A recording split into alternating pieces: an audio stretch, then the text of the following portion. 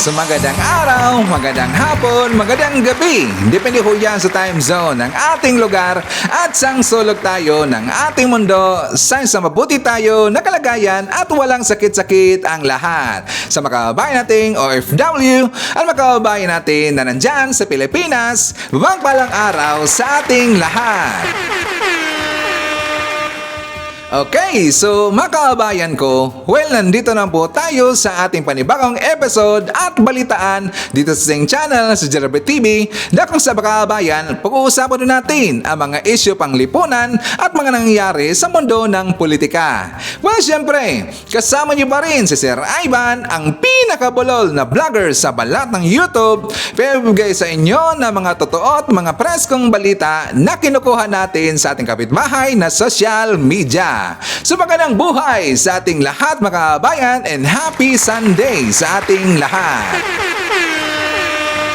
Okay, so before tayo mag-start mga kabayan, well, siyempre, alam niyo na po na kung saan i-check muna natin dito kung sino po yung nakapasok sa ating top 5 commenters doon sa ating last vlog. At ito sa listahan mga kabayan, nanguna po si Ma'am Divina de Cuatin, nandiyan po si Maria Mida Siplon, Army Lagaso, Robel Ferrer Official, and Lori Mamawag. Siyempre, pasalamatan rin po natin ang ating mga child members na sila si Beloved Ryan, Samuel Membrado, Pusong Inami, Cosmo Defender, Fiz Calante, Racete Rowell, Biabi Bar, and Mel Grace Holmes. I-greet po natin ang happy birthday si Emmy Desiderio. That's going from Lionel Desiderio. Ang kanyang birthday mga kababayan is coming February 5. Okay, so advance happy birthday po kay Ma'am Emmy Desiderio. Siyempre, i-greet po natin ang happy birthday si Ma'am Felicidad Valdez this coming March. At saka si Ma'am Felicidad mga kababayan, she is already 62 years old. Again, happy birthday! Siyempre, i-greet po natin ang ating mga early birds. Nandyan kasama natin si Ma'am Maricruz Hernandez from North Carolina, USA. Nandyan rin po si Ma'am Jeline Quezon, Asian from Cyprus, Margarita Alionar from Singapore. Nandyan rin po kasama natin si Evelyn Garcia, Tony Velia, Bisi Carunan, Barkadahan Forever FM, Margaritas Iglesias, Wild Habana from Paris, France. Nandyan rin po si Maite Baisa and Bina Kelyet. Okay, isa po sa ating pag-uusapan ng araw mga kababayan, yung nangyari po na rally doon sa Liwasang Bonifacio, Manila mga kababayan. Alam nyo ba na nilangaw ang rally? Nilangaw mga kababayan. Alam nyo po, yung rally na yan, sila po yung napapahayag dito ng suporta kay BP Sara. Kasi ayon po sa mga nag-rally doon, na dismayado na sila at saka nasaktan daw sila kasi daw si BP Sara lagi daw sinisiraan mga kababayan na hindi nila alam daw ang nangyayari o ano daw ang dahilan. Kaya sila nag-rally. Pero ang nangyari mga kababayan, kasi nga nakatawa dito, alam nyo ba na 4 days ho yan nila na ginpreparan mga kababayan.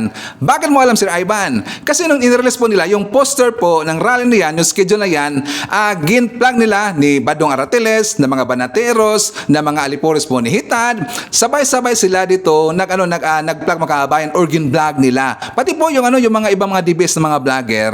Sabi pa nga ni Badong, "Hey Badong, sabi mo mag-landslide eh." Nag-landslide ng langaw. Nakatawa naman. Sasabi nila, ipakita ulit natin ngayon yung napakainit na suporta sa mga Duterte at saka pupunuin natin ang Liwasang Bonifacio, pero nangyari, nilangaw.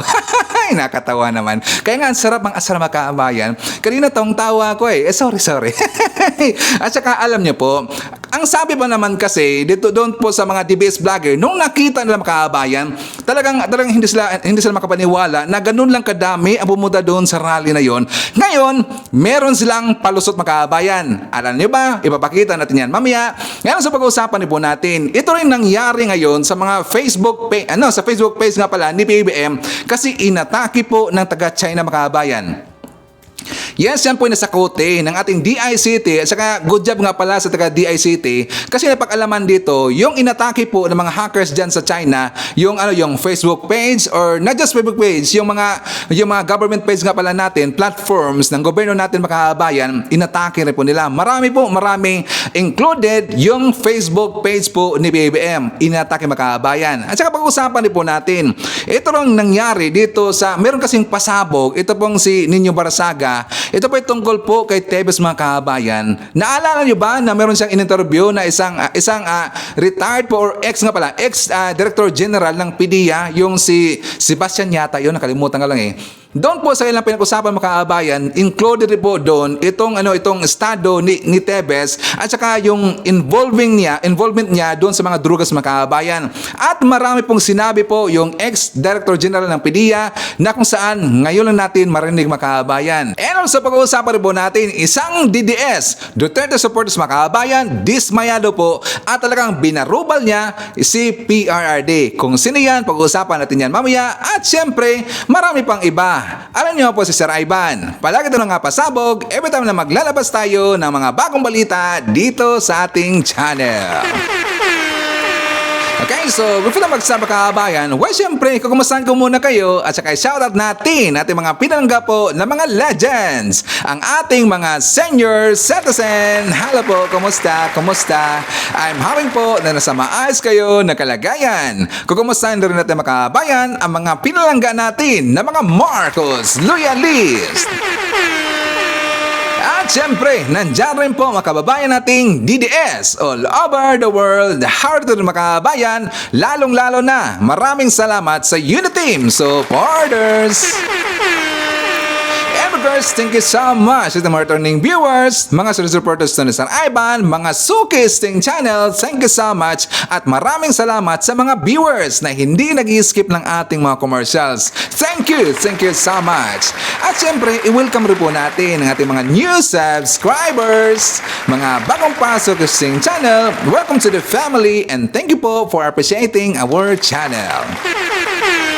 Okay, so before na pumunta doon sa mga mainit na mga balita mga kababayan at syempre yun rin po mga kamaritisan na mga fentanyl vloggers, dito muna tayo sa good news. Syempre, pag-uusapan muna natin si PBM mga kababayan kasi nga si PBM nagpunta siya doon sa Candaba, Pampanga mga kababayan. At saka si PBM pati rin po yung DA namigay sila dito ng mga gamit pang sasaka at saka cash assistance para po sa ating mga kababayang magsasaka mga kababayan. So for more details, let's watch this. Libo-libong magsasaka sa Candaba, Pampanga ang hinanduga ni Pangulong Ferdinand R. Marcos Jr. at ng Agriculture Department ng mga gamit sa pagsasaka at iba pang tulong para sa kanilang kabuhayan. Yan ang ulat ni Alan Francisco. Mga pataba sa mga pananim, traktora o mga makinang ginagamit sa pagsasaka, mga binhi at pinansyal na tulong. Yan ang ibinigay sa 12,000 magsasaka at 10 kooperatiba ni Pangulong Ferdinand R. Marcos Jr. at Agriculture Department kanina sa Barangay Mandili sa Candaba, Pampanga. Kaya't asahan ninyo na sasamahan kayo ng ating pamahalaan sa inyong pagsisikap nang makamit ninyo ang lahat ng inyong mithiin at mga pangarap. Maganda sa amin sa magsasakayan, hindi rin namin uutangin yun. Libre na yun. Pati bini, libre. Kaya maganda. Umulan man o umaraw ang mga magsasakang ito kasing sipag ng mga kasama nilang kalabaw para may pangtustos sa pamumuhay araw-araw. At ang sipag na yan ng mga magsasaka, kinilala rin ni Pangulong Marcos. Ang inyong mga kamay na masigasig na nagbubungkal ng lupang inyong sinasaka, ang siyang nagbibigay ng buhay at sigla sa ating sambayanan. Kay Pangulo po, nagpapasalamat po kami dahil nakarating po sa amin. Lalo't nakapagtala ang Pilipinas ng record high production volume ng palay noong 2023 na umabot sa higit 20 million metric tons. Ito ay nagpapakita ng 1.5%, 1.5% na pagtaas mula sa nakaraang taon o dagdag na mahigit na 300,000 tonelada ng palay ang inaidagdag sa nakaraang taon. Ang pamamahagi ng mas magandang uri ng binhi at pagbibigay ng malawakang suporta sa pataba ay siyang nagbunga ng positibong resulta na ito. Nakalatag rin ayon kay President Marcos ang programa ng gobyerno para mabawasan ang epekto ng El Nino. Sabi niya, ilang lugar na sa bansa ang nakararanas ng El Nino at inaasahang magtatagal ito hanggang sa Hunyo ngayong taon. Ilan sa mga hakbang na ginagawa natin ngayon ay ang paglikha ng mga binhing umaayon sa pagbabagong klima. Gayon din ang pagsasagawa ng climate risk assessment para sa mga nasalantang pamayanan. Nariyan din ang 31 billion pesos na budget ng gobyerno sa ilalim ng National Rice Program para sa production support, research and development, irrigation at iba pa. Gagamitin din aniya ng gobyerno ang Rice Competitiveness Enhancement Fund o RCEP para palakasin ang agriculture sector at ang pagpapatibay sa kasanayan ng mga Pilipino sa modernong pag-asaka. Wala ring magugutom sa bagong Pilipinas ayon sa Pangulo. Ang ating pagtutulungan na mapaunlad ang ating sektor ng agrikultura ay isa lamang sa mga pangunahing hakbang tungo sa pagbuo ng isang bagong Pilipinas kung saan walang nagugutom at ang lahat ng masigabong kumikilos para sa mas masaganang kinabukasan.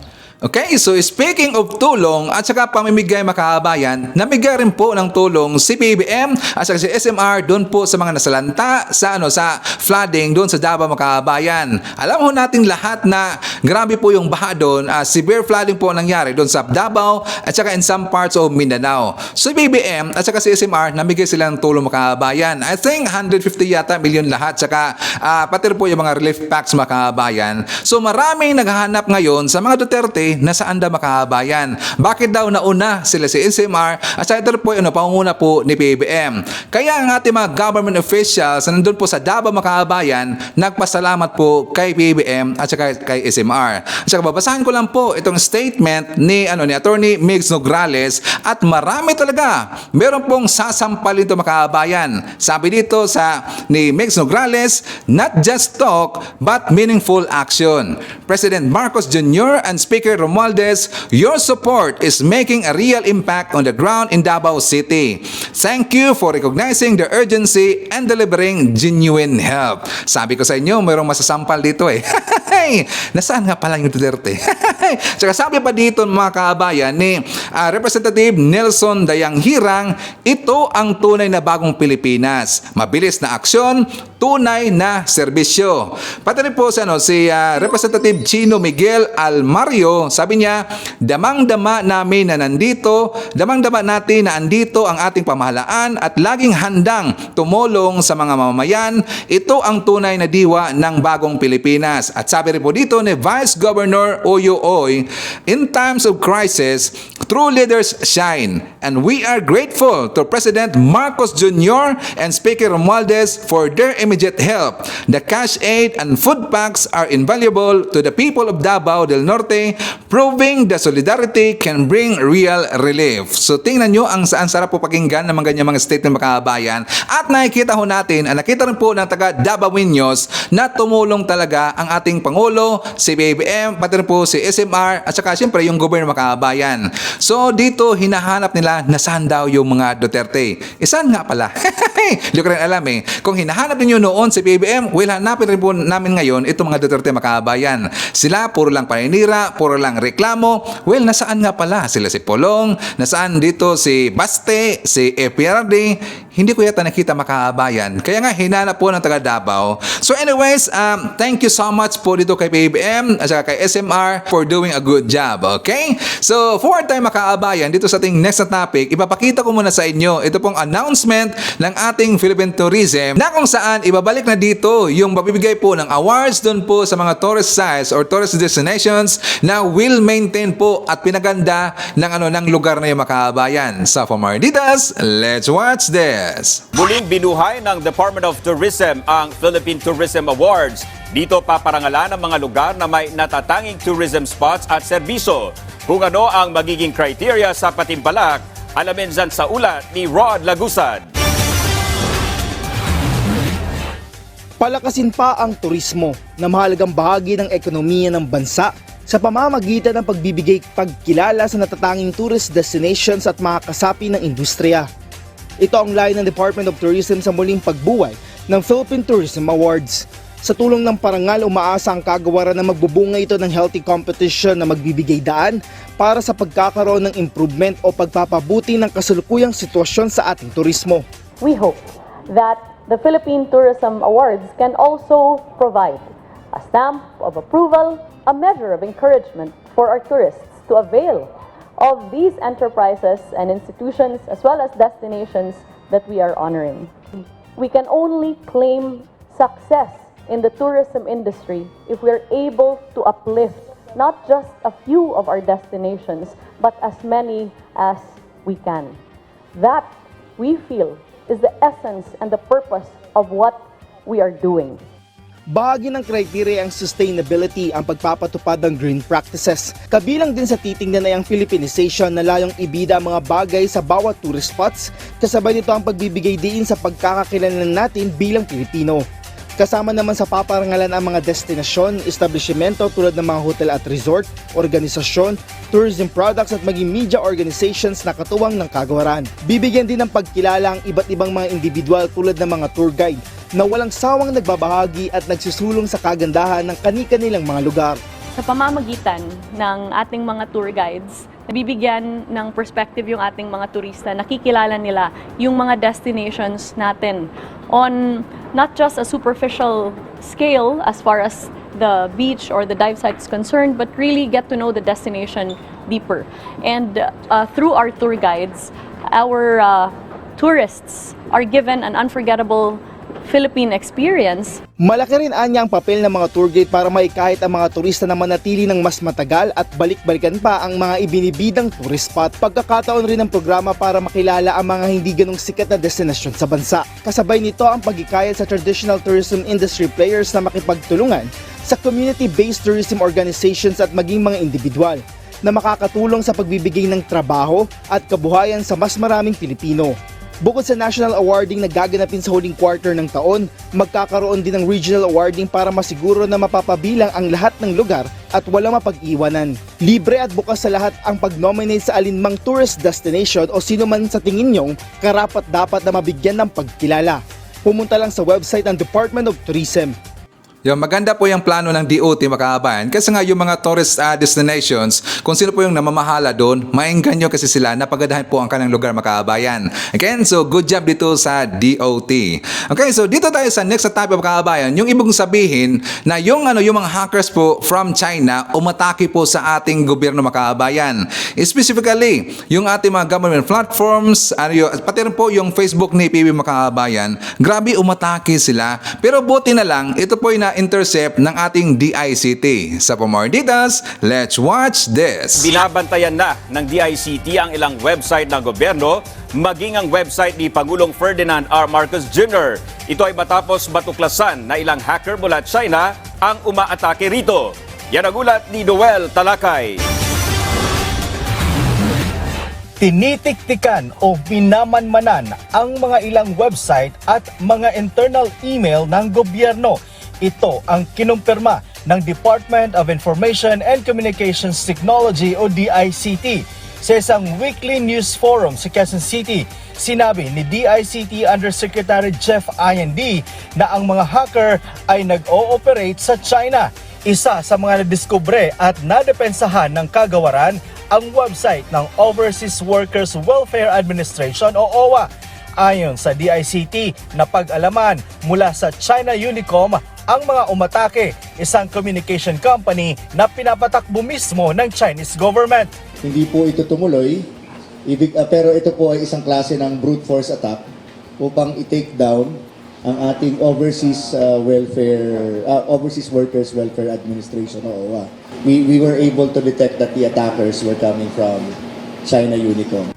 Batay sa kanilang investigasyon, nangyarang pag-atake sa website ng OWA nitong nakaraang 2 linggo. Bukod dito, mayroon pang 3 hackers na tumitiktik naman sa domain ng pamahalaan sa pamamagitan ng Google Workspace at napag-alaman sa China rin nag-ooperate ang mga ito. Kinilala ang cyber attackers sa username na Lonely Island, Minder at Panda. Sa loob ng Google Workspace, syempre, merong maraming mga kliyente. Ang hinanap nila, gov.ph. Okay, so hinanap nila, gov.ph. Pero kahit nakita nila gov.ph, hindi pa rin nila inatake yun. Hinahanap nila kung sino yung naglalagin as administrator. Selective siya, selective. Pag nakita niya na ikaw ay administrator, doon siya kukuha ng information sa'yo. At ang mas nakakabahala, po doon yung website ng ating Pangulo na yung bongbongmarcos.com. Tiniyak naman ng DICT na napigilan naman nila ang lahat ng ito at hindi na muling makakapasok pa sa mga domain ng pamahalaan ang mga hackers. Siniguro rin ng ahensya na walang nakuhang mga impormasyon na maaring gamitin laban sa Pilipinas. Kuha yung information, hanggang dun pa lang. Wala silang ginawang privilege. Kumbaga, hindi sila kumuha ng datos, hindi sila nag-transmit, hindi nila pinataas yung kanila, hindi nila talaga inexploit pa yung system. Kumukuha lang ng impormasyon. Paulit-ulit na kumukuha. Sinatsaga nila yung impormasyon. Patuloy umano silang nagbabantay para hindi na ito maulit pa. Iginiit din niya na hindi pa nila tiyak kung may kinalaman ba dito ang pamahalaan ng China. Sa ngayon, patuloy ang kanilang ginagawang investigasyon ukol dito.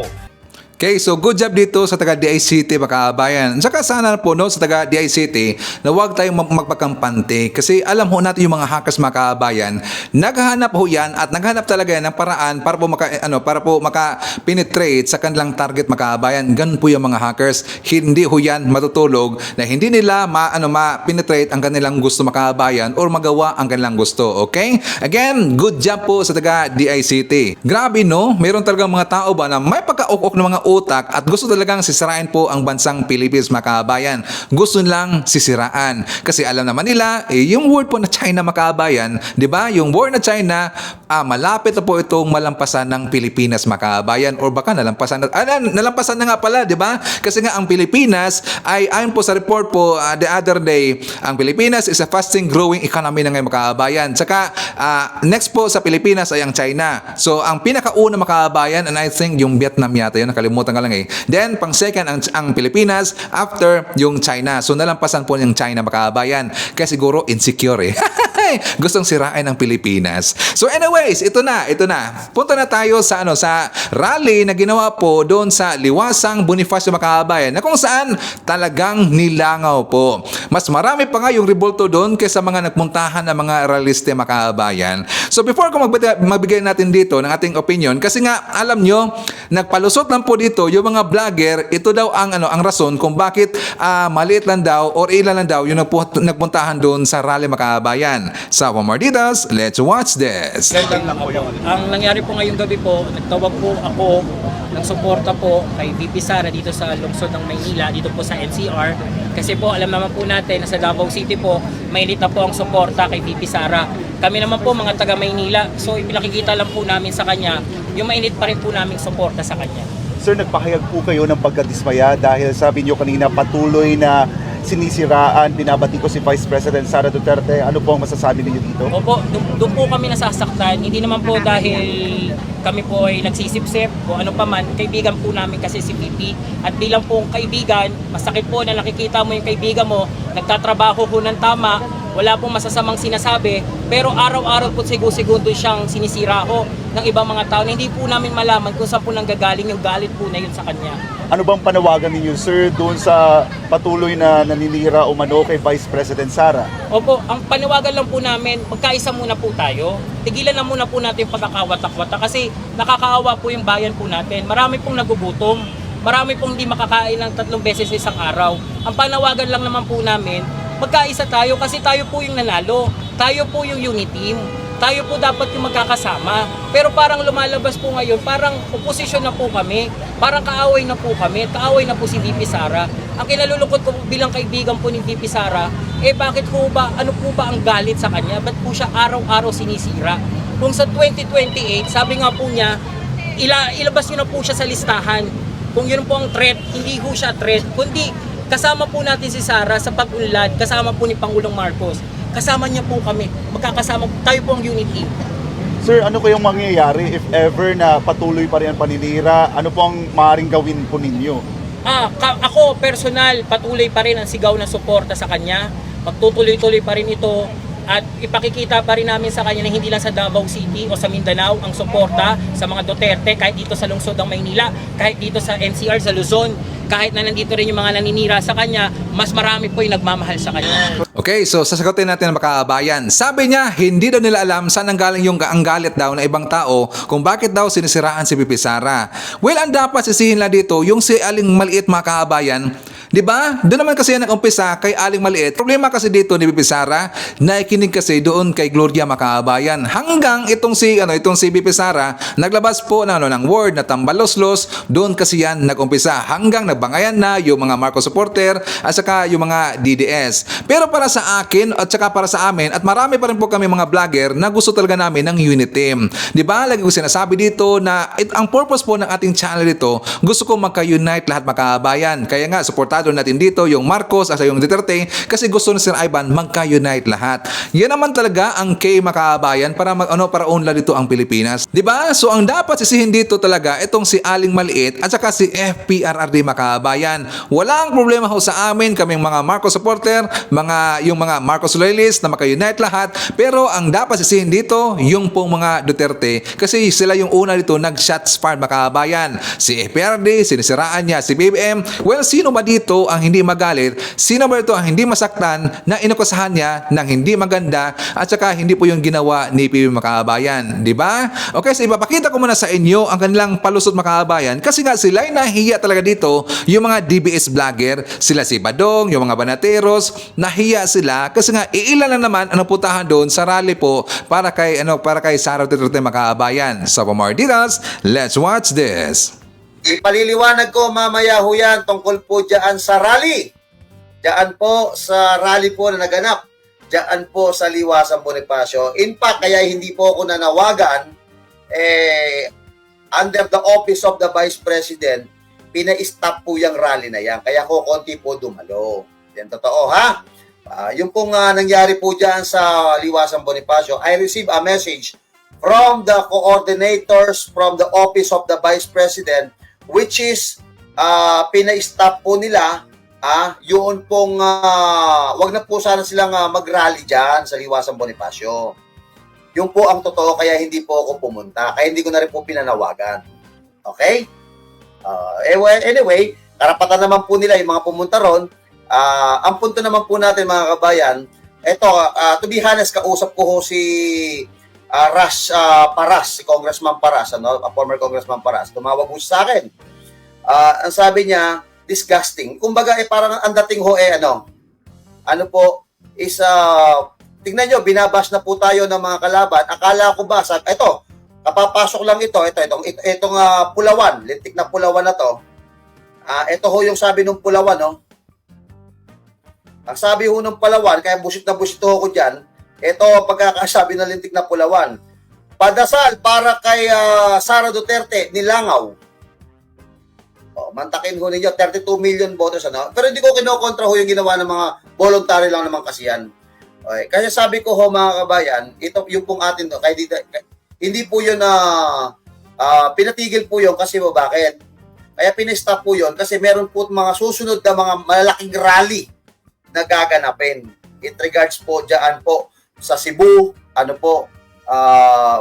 na nilalatag po nila. Pero yung kanina, kusang loob naman po silang pumunta roon para po dyan sa rally. Well, yan, nasa kanila po yan.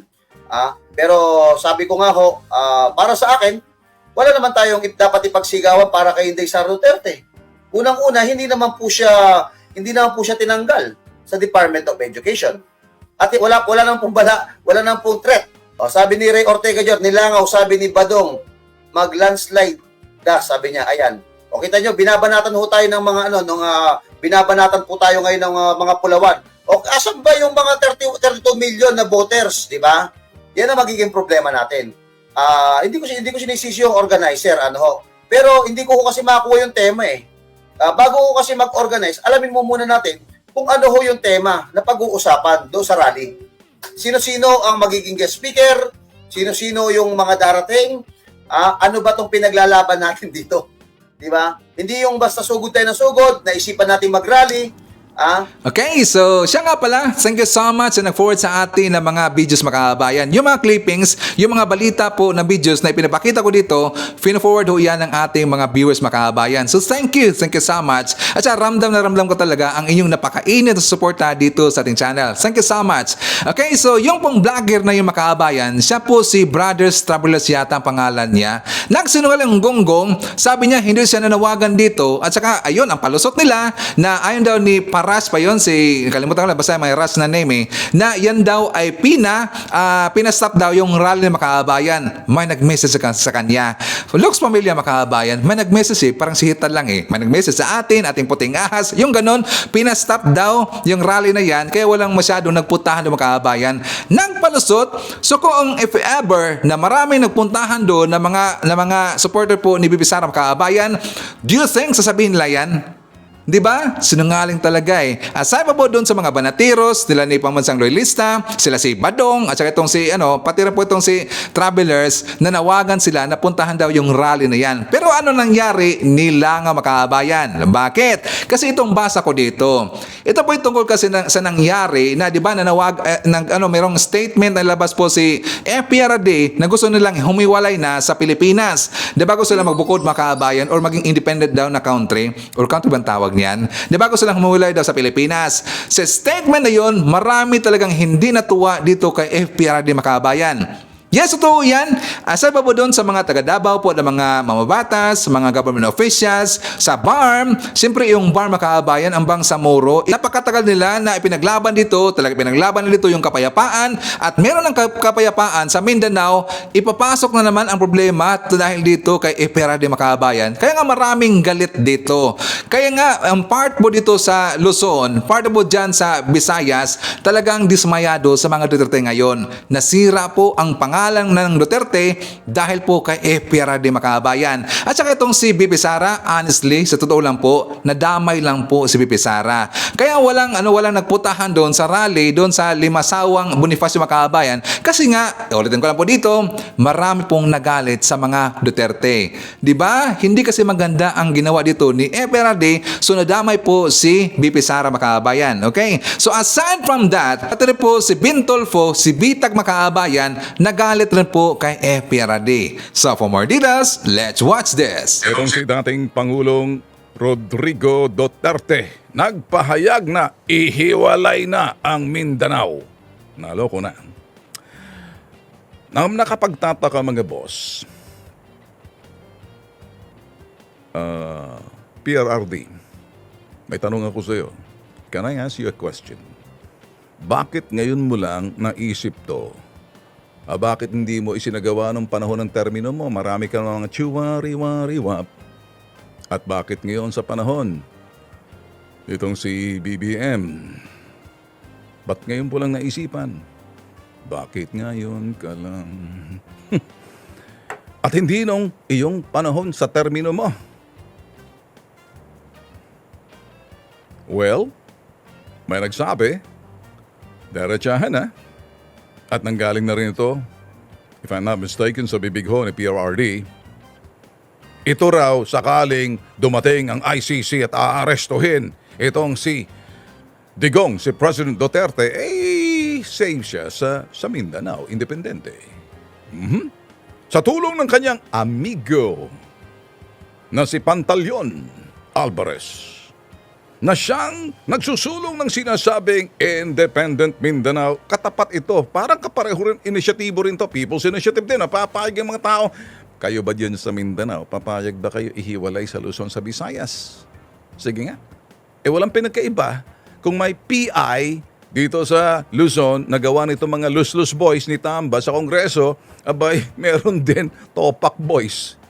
At saka, di ko maintindihan, PI boys din na ang kanilang PI ni President Duterte na isulong yung Independent Mindanao. Sabi po mismo itong ni dating presidenteng si Digong na yan, ganyan. Isulong natin yan. Well, tingnan po natin. Inihambing niya po sa bansang Malaysia na nahiwalay yung Singapore. Kaya, well, iba naman pong usapan dahil may korte pong nag-decide po ron.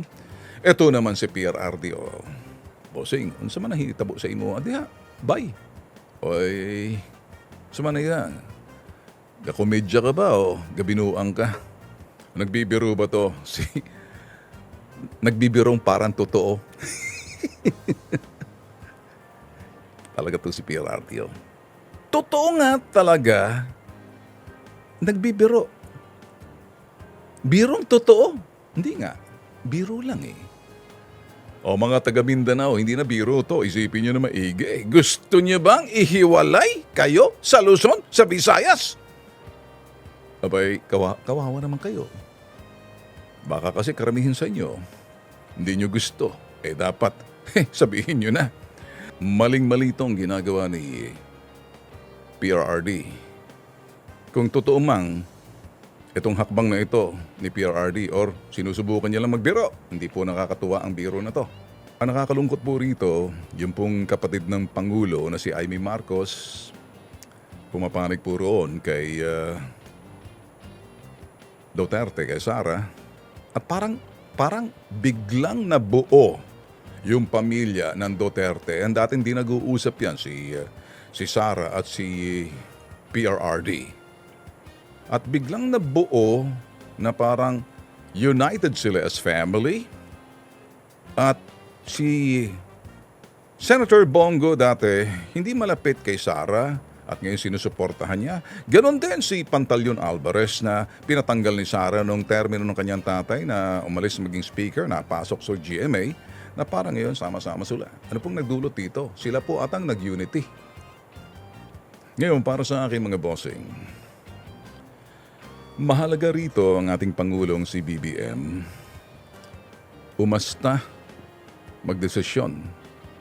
Decisively, wala nagsasabi, hindi na pwedeng ibulong kapag siya'y pinakinggan niya ang lahat na bagay para ayusin ang issue. He's got to be the man and call the shots, the leader. He makes the final decision after listening to the advisors and all the consultants with due respect sa mga constitutionalists. Ganun din po sa sinasabi natin mga legal experts, legal luminaries. It's got to be that way. At the end of the day, you got to make your decision. Decide confidently. Decide with passion and dedication. Decide with certainty. Decide with full competence and confidence. No ifs, no buts. O, di ba? Sabi ko sa inyo makaabayan, DDS nagalit rin. Yan po si Bintolfo, DDS o yan makaabayan. Marami talaga itong hindi po natuwa sa ginawa ni FRD, lalong-lalo na sa pabo doon sa gusto niya lang, gusto lang ihiwalay po yung bin na daw, doon po sa pang-akusa niya kay PBM. Na ikunakasan niya na si PBM daw ay kabilang daw sa listahan doon sa drug watch list sa PDEA, gumagamit daw makaabayan. At saka meron daw tayong addict na presidente. Sino bang hindi magalit dyan? Lalong-lalo na maraming dismayado kasi wala siya napakita po na ebidensya makaabayan. Ngayon, biglang lumambot. Wag daw awayin yung mga Marcos supporter. Tanga talaga eh. So expect ho natin, part of Luzon, part of Visayas, talagang galit po ngayon sa mga Duterte. Okay? So, bago mag-jump po sa ating next topic makaabayan, syempre, i-shoutout natin, nandiyan po kasama natin si Marcel Pambuina. Shoutout daw sa kanyang mga anak, si Micaela Balaraza, Agustina Balaraza, at saka si Almeida Tabanda. And shoutout sa Tagalog Nak TV. Ay siya nga pala, Tagalog Nak TV makaabayan, ang may maari niya na channel, sila si Army Lagaso. So, tininan ko po ang kanilang account makaabayan. Meron silang vlog do na lifestyle vlogging. So, ang latest nila na vlog po, yung travel siya kasama ang kanyang husband. So, kay Ma'am Army Lagaso at saka sa kanyang husband, again, congratulations, meron silang vlog makaabayan. Saka maganda naman talaga tingnan. At saka kung may time kayo, bastahan nyo na po yung vlog po na Tagalog Nak TV or YouTube account na Tagalog Nak TV. Okay, shoutout rin po kay Dunisi from Kawayan City, Isabela. Hi to Romel or Dunes. Nandiyan po si Severino Calom, Kimi. Nandiyan po si Munez Borromeo na nandito rin sa Middle East. Hello po.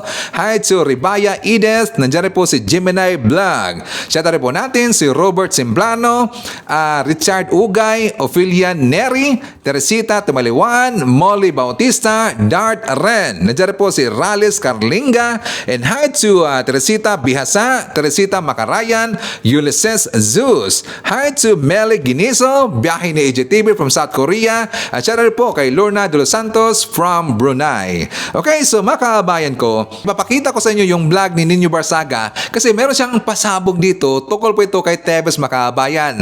Ang nabigay sa kanya ng informations, yung pong ex-director general ng PDEA na ito daw si Tebes, Arnie Tebes, gumagamit daw ng adik-adik daw yung makaabayan. Ayon po ng taga-PDEA. So for more details, let's watch this. Dito sa aking panayam kay dating PDEA Director Dinis Santiago, tahasan niyang sinabi na itong si Arnie Tevez ay gumagamit nga ng illegal na droga. At maliban pa sa paggamit ng illegal na droga, protector pa at nag-aalaga ng mga makakaliwa.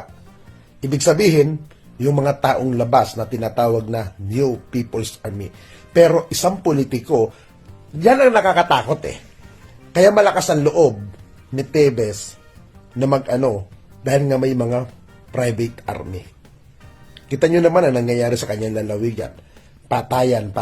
Kaya yung ibang tao dyan, mga takot eh. Ngayon, dito kay Byron o kay Banat Bay, i-explain mo, yung pinagtatanggol mo na adik, na isang pugante, na isang wanted, na isang tao na lulong din sa illegal na droga, na hindi na rin alam kung ano mga pinaggagawa niya, todo depensa ka. Nakakahiya. Di ba? Ikaw nagsasabi, pag mali, ipagtanggol, purihin. Di ba?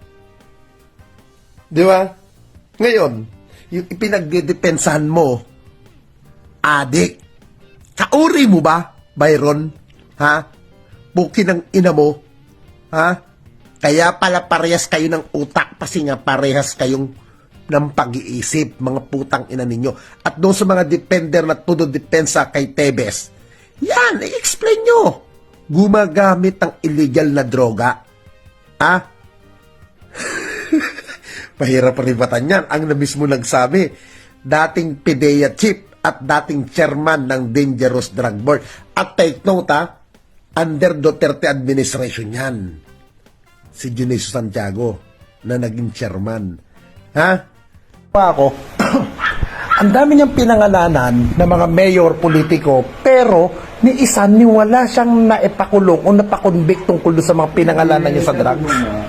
Una, yung NDIS is a secret document yan. Opo. Hindi mo pwedeng i-open basta-basta yan. Kaya lang kami nakakaalam dahil kami may access kami, nasa office namin yung NDIS under DDB yan. Opo. Yung iba hindi basta makaka-access dyan. Miski humingi ka, hindi ka bibigyan. Kasi makita mo yung halimbawa, isang politiko, isang big businessman, nakalista ron, hindi naman validated. Paano, sir, yung mga napangalanan doon, pero hindi naman na-convict, hindi naman nakakasuhan, pero kaya yan ang inabot? Hindi nga, kaya ang sabi ko, iniingatan namin magsama sa listahan. Pag nasama ka sa listahan, ang hirap magbuga. Opo. Ang example ko, si Arnie Tevez, kumamin sa akin si Arnie Tevez na tumitira siya control eh. Itong wanted na congressman? Barka, kaibigan namin yan, taga Negros Oriental yan. Yes, sir. Tapos nagulat ako, nung huli raidin yung kanyang, nandoon ang base ng NPA sa Catalina. Nandoon yung nung raidin ng sa Catalina nakalukoy. Nandoon ang mga leader ng NPA. Sabi ko, tang lang Arnie, siya may control ng NPA dito. Alam mo namang NPA, mga alaga rin ng politiko yun. Sir. Ang ribatan nyo. Ito ang ipaliwanag ninyo. Yung ipinagtatanggol ninyo at dinidepensa ninyong adik, na nagpuprotekta ng mga kriminal, na nagpuprotekta ng mga Black Army. Yan ang i-explain ninyo. Hindi yung putang ina ninyo, bakbak kayo ng bakbak sa gobyerno na pinatutupad lang ang dapat ipatupad. Mabuti na lamang sa isang kaliderato ng kasalukuyan House of Representatives at yan ay sa katauhan ni House Speaker Martin Romualdez, naputol ang kawalang hiyaan na ginagawa ng Arnie Tevez na adiktos. Ayon kay General Santiago. Napakahirap i-rebat yan. Napakahirap ng mga defender vlogger. Hindi ako ang gumawa ng kwento. Hindi sa akin nanggaling ang salita na gumagamit ng illegal na droga, si Arnie Tevez. Yan ay galing kay dating PDEA chief at dating Dangerous Drug Board chairman at dating Bucor chief, dating Chief of Staff ng Armed Forces of the Philippines na may 4 na star sa balikat. Dating hepe ng mga militar, ng military. Now, credible. Credible. At maliban sa credible, walang record na nagawang masama at walang record ng negative sa gobyerno nung nasa panahon niya ng kanyang panunungkulan. Ha? Mahirap yun, iribat. Credible ang nagsalita sa katauhan ng isang Dionisio Santiago. Kaya doon sa mga defender ni Tevez, tigilan nyo ng kalukuhan nyo. Ha? Makipagkaisa na tayo sa gobyerno. Suportahan natin ang mabuting gawa. Ha? Itakwil ang mga masasamang gawain kagaya ng mga pinagagawa ni Tevez na ngayon ay lumulutang na. Kung wala pang namatay sa bayan ni Tevez na gobernador, hindi natin malalaman ang kawalangian. Mismo si dating Pangulong Duterte na nagsabi, nasa narcolis daw yan si Tevez. Pero hindi niya pinangalanan, hindi niya kinasuhan. Di ba? Nakakahiya. Kaya salamat na lang talaga sa leadership ni Speaker Martin Romualdez at inaksyonan niya ang mga pinagagawa ni Arnie Tevez na mga illegalista. Kaya, paano ba yan, mga defender ni Tevez?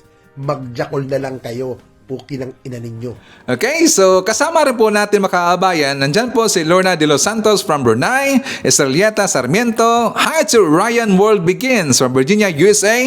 Isyara natin si Ma'am Carlia, si Steve Beer, Redler, Trexie, Sir Louie, Ma'am Bless, Sir Didi, Sir Paul, Ma'am Milans, Lily, Carmen, Judy, Don Kings, Red One, J. Cabal, Lentek Farfers Team, Aiko, Pax, Elzar, Winsel Paises, Lady Net, Sir Castillo, Sir Golfy, Tatay Amik, and Tatay Jack Furs of Jack Furs family. At yan po ating nakalap ng mga balitang ngayong araw. Kung nakaabot ka po sa portion na to, sana nakapag-like na ho tayo. Libre po ang mag-share, libre din ang subscribe. Again, maraming salamat sa mga viewers na hindi nag-skip ng ating mga commercials. Thank you so much. At before natin tatapusin ating programa ngayong araw, sana sabayan nyo si Sir Ivan para sa ating live messaging prayer. Panginoon, nagising kami ngayong araw at sinimulan ang isang bagong araw na may panalangin at pasasalamat. Ngayong araw, naway pangunahan, tulungan at pagpalain ng Diyos ang lahat ng tunay na nagmamahal sa Panginoon. Naway ibigay ng Diyos ang kanyang karunungan sa ating puso at isipan upang matuto tayong makilala kung ano ang mabuti at kung ano ang masama, at kung ano ang nakalulugod sa Diyos at kung ano ang kasuklam-suklam sa Kanya. Akayin mo kami na masundan ang daan ng Diyos, matakot sa Diyos at iwasan ang kasamaan at maging mga taong nagpapasaya sa Diyos. Idinadalangin ko ito sa ngalan ng Panginoong Hesukristo. Amen. So maraming salamat mga kababayan, and I hope to see you again on my next video.